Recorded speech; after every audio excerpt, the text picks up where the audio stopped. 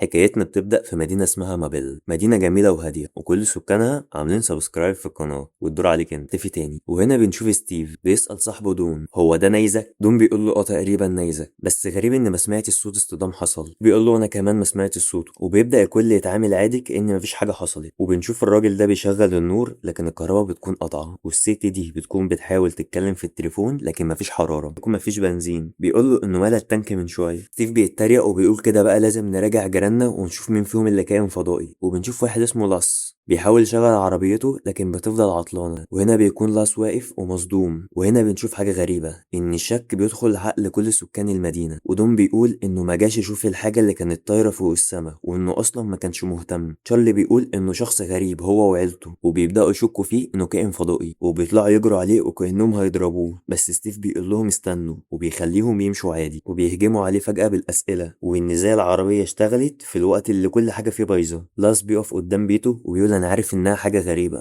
ان عربيتي انا بس اللي اشتغل وسط كل حاجة بايظة. وهنا ستيف بيقول له ان سكان المدينة شاكين ان في كائن فضائي عايش معاهم وشاكين انك انت الكائن الفضائي ده. لاس بيقول لهم اعتقد كده انا بقيت الكائن الفضائي. العربية اشتغلت وانا واقف معاكم، هكون عملت ايه شغلها؟ بيقول لهم انه عايش معاهم بقاله 5 سنين، هل في مرة لاحظتوا تصرف غريب حصل مني؟ والست دي بتتكلم وبتقول له يفسر ليه احيانا بالليل وهي واقفة بتشوفه واقف في الحديقة بتاعت بيته وباصص للسما كأنه بيكلم حد او مستني حاجة تنزل من السما. بيبدأ يتعصب عليهم ويقول انه مصاب بالأرق او اضطراب النوم. والليل بيجي عليهم وبنشوف المدينة كلها مولعة شمع. وبنشوف تشارلي قاعد عند بيت لاس بيراقبه. وبيكون ستيف راح يتكلم مع لاس بس تشارلي بيزعق وبيقول لستيف يخلي هنا تشارلي بيبدأ يوجه اتهامات لستيف وبيقول للناس انهم لازم يراقبوا ستيف هو كمان. ودون بيتكلم وبيقول لستيف انه عايز توضيح وان مراته قبل كده قالت ان هو بيعمل حاجة سرية في البيت عنده، واللي كمان قالت ان هو شغال على راديو. ستيف بيقول لهم اللي عايز يتأكد يجي البيت معايا بنفسه يتأكد. وبيبدأ يزعق معاهم وكله بيسكت فجأة.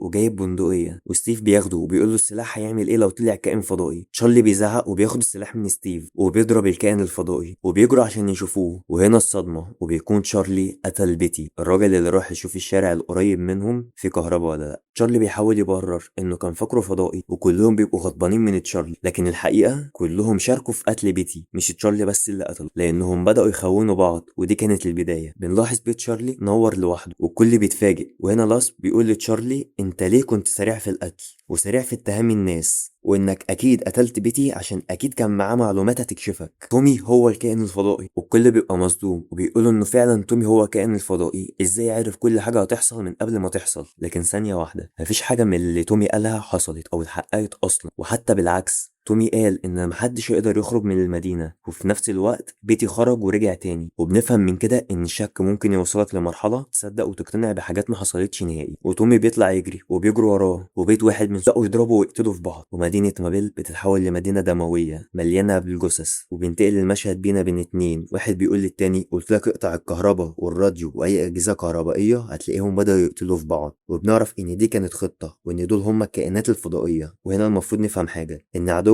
مش لازم يواجهك مباشر، هو ممكن يستخدم طرق تانية غير مباشرة وبتكون احيانا كتير اقوى من الطرق المباشرة. وده احنا بنشوفه حاليا في العالم بتاعنا. ما تنساش لو عجبك الفيديو تعمل لايك سبسكرايب الحاجات دي كلها، وشوف الفيديوهات القديمة عشان هتعجبك. والفيديو ده والفيديو ده هيعجبوك. وسلام.